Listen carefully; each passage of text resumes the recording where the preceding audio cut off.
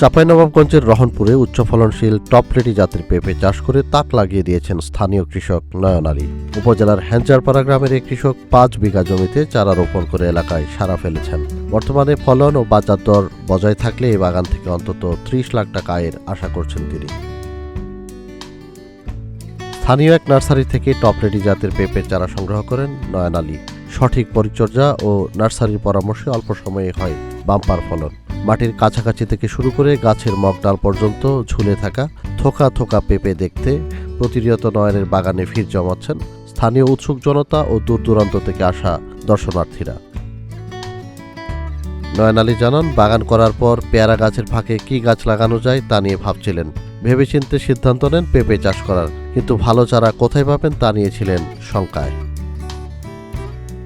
রহনপুরের এক কৃষকের ভাষ্য, অনেকের কাছে সামি এগ্রোর কথা শোনেন তিনি। সেখান থেকে তিনি টপরেডি জাতের পেঁপের চারা নিয়ে লাগান। 5 বিঘা জমির বাগান তৈরিতে যে খরচ হয়েছে তার থেকে কয়েক গুণ বেশি লাভের আশা করছেন।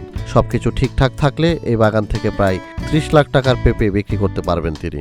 জমিটা লিজ নেওয়ার পর যে পেয়ারা লাগাবো, পেয়ারা আনতে যেয়ে হঠাৎ মনে হলো যে পেয়ারার পাশাপাশি কি করা যায়। তো 5 বিঘা এটা আমার প্রজেক্ট। 5 বিঘা প্রজেক্টের ভিতরে আমার স্বপ্ন ছিল যে আমি পেঁপে লাগাবো। তো পেঁপে চারা পাবো কোথায়?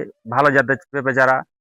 এখন ভালো জাতের পেঁপে চারা দেখতে গিয়ে কয়েক জাতের খবর নিলাম, তো ভালো পেলাম না, মানে কথার সাথে কাজের মিল হলো না।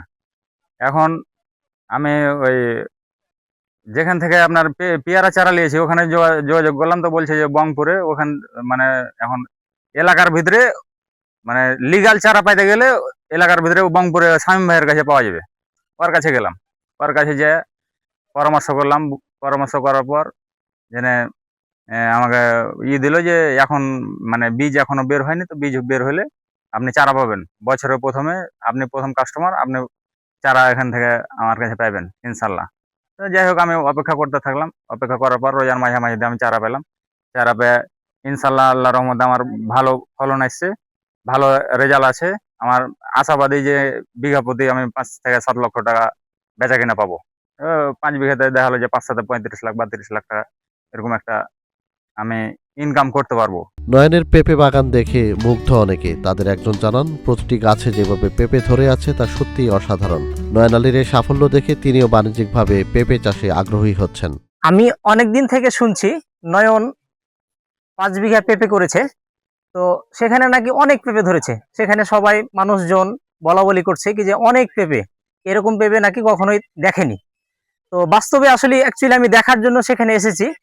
এসে আমি দেখছি বাগান যে পরিমাণ পেঁপে ধরে আছে, আমি কখনোই কল্পনা করতে পারি নাই যে এত পরিমাণ পেঁপে।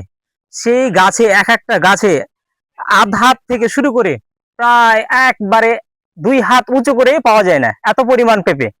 তো আসলে সত্যি এই টপলেডি জাতের পেঁপে, এই পেঁপেটা আসলে দেখতে যেমন সুন্দর এবং খেতেও অনেক মিষ্টি। বাণিজ্যিক উদ্দেশ্যে নয়ন আলীর পেঁপে চাষ ও বিষমুক্ত চারা উৎপাদনের সামি এগ্রোর উদ্যোগ এলাকার অন্যান্য কৃষকদের নতুন করে আশার আলো দেখাচ্ছে।